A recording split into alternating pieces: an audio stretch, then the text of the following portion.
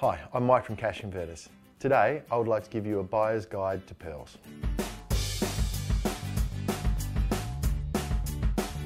So today, what we're going to do is talk about the different kinds of pearls you'll see out there and how we determine the values between those pearls.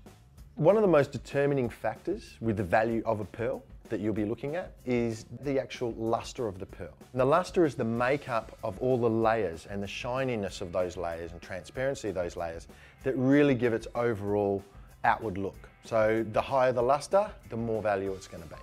So let's talk about nacre. Nacre is the overall thickness of those layers.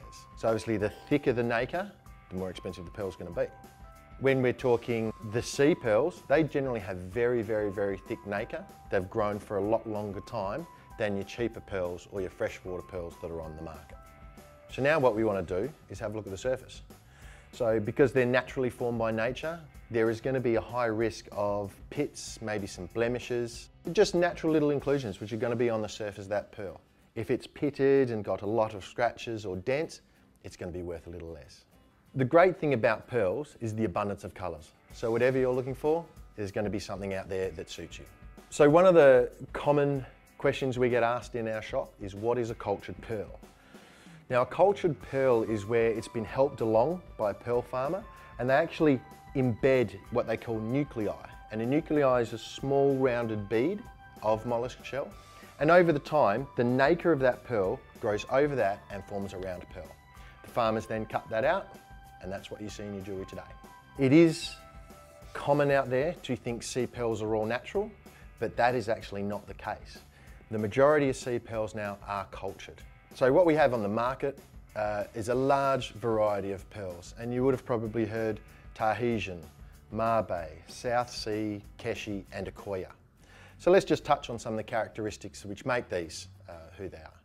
So Tahitians, their strong point is that they're more black, blacky green, and they make fairly large sizes. South Seas, these are one of the most popular in Australia, and these come in white, golden, and silver. Also very, very large like your Tahitian. Akoyas, which are off the shore of Japan, these are slightly smaller, and they will come in pinks, creams, and whites. And Mabes are always the half round.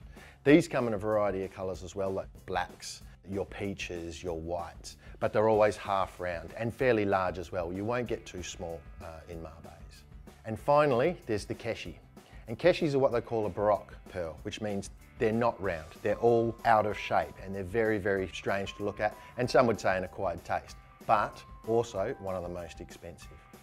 So that goes into a few of the different types of pearls that you can get and what makes them more valuable than others. But there are some very, very lovely brands out there, and I suggest you look at all of them before you make a decision. So now that you've chosen the right pearl, it's very important that you look after it. So you must keep it away from perfumes, skin lotions, and anything oily that you might use on your skin.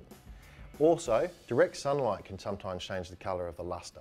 And if you've bought the pearl for the luster, the last thing you want to do is lose it. So for your peace of mind, when buying a pearl, Cash Converters supply all our sea pearls with a third-party valuation stating exactly what that pearl is. And remember, if you need any more information, please come see us or visit our website.